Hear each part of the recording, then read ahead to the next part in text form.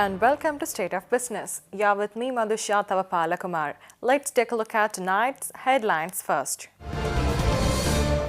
National Chamber of Exporters to help creation of more entrepreneurs.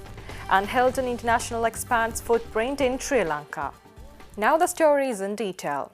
The president of the National Chamber of Exporters, Ramal Jayasinghe, says the chamber plans to give prominence to enhance export-oriented entrepreneurship culture within the country. During an exclusive interview with our television, Jayasinghe said during his tenure he would concentrate on achieving that objective. We hope that it won't be littered by dreams that go off the way, but certainly the focus is on expanding the exporter net, and we want to create, or I would like to create, environment of a human being, a person, an entrepreneur as an export entrepreneur. So that is broad-based, far-reaching, and for example, say if there's a small-scale handicrafts manufacturer or somebody who's selling handicrafts or who's in that handicrafts value chain, for an example, we would like, now they won't have the wherewithal to find buyers in foreign markets, but we would like to create that chain or put them on to people who could actually export their produce. So that makes him an export entrepreneur, and then we get him into the value chain of being an exporter. So that's the broad vision that I would like to have during my tenure as the president of the NCE. Jayasinghe said the National Chamber of Exporters understands the country's need to revive the export sector. They have participated in a number of discussions with stakeholders within the government to find the best possible way to improve export revenue. In 2016, Sri Lanka's export revenue was $10.3 billion.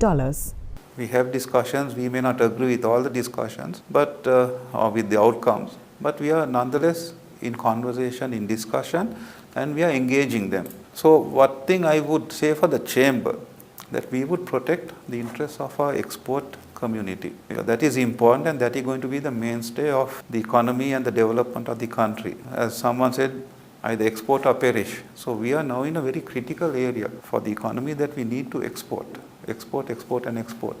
And then sometimes it is the smaller markets or the middle level exporter that is actually bringing in quite a lot of revenue. And we need to support them, and at the same time encourage the larger exporters to expand their markets out there.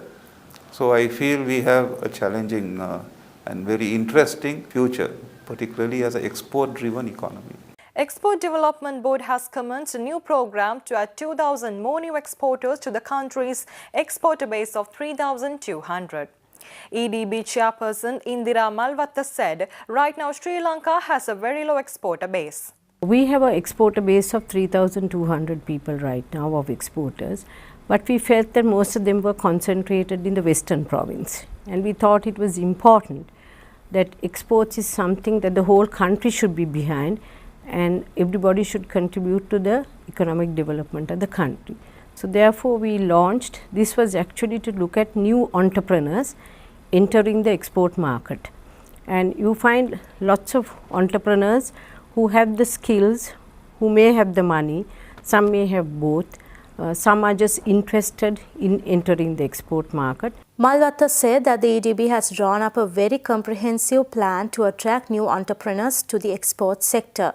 They have already launched the program in Jaffna. We did a need analysis of the possible entrepreneurs in the northern province, and we identified 4 sectors based on their human resources and their raw material resources available in the northern province.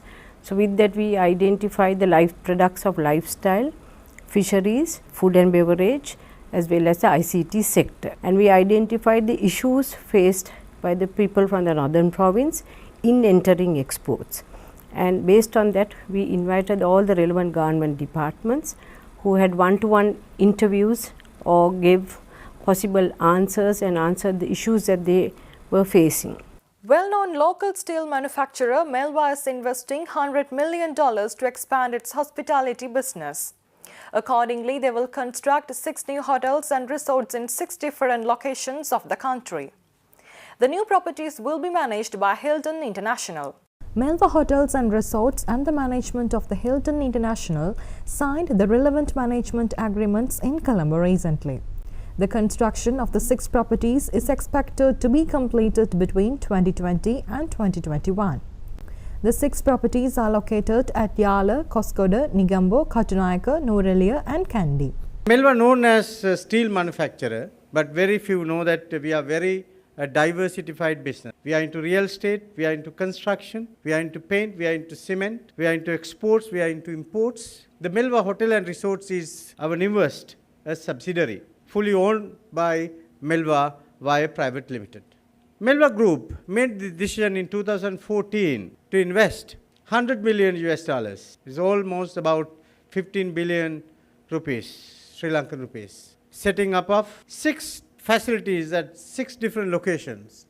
With this, Hilton, the globally acclaimed hospitality sector player, is strengthening its footprint in Sri Lanka. The properties in Nuwara, Negombo and Katunayake will come under their DoubleTree brand. Sri Lanka is also strategically located for both Western and also the ever-increasing Asian traveller to explore. Complemented by enhancements in transport infrastructure, in roads and air travel, as well as the introduction of the electronic visa a few years ago to make it easy to access the country, this industry is set to thrive further in the years ahead. To accommodate this target of 4 million arrivals will require further development of hotels, and we very much want to be part of this exciting and unprecedented growth taking place. That to date, in my opinion, is still in its infancy. Tourism really only started in 2010. And we, Hilton, intend to expand our number of hotels and the number of brands further throughout Sri Lanka. See you after this break.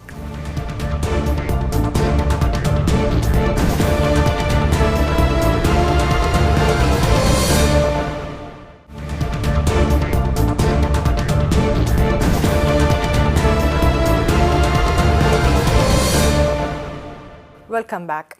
Now we have few stories in brief. The 20th session of Ease of Doing Business Forum was held under the patronage of the Finance Minister Ravi Karunanayake recently.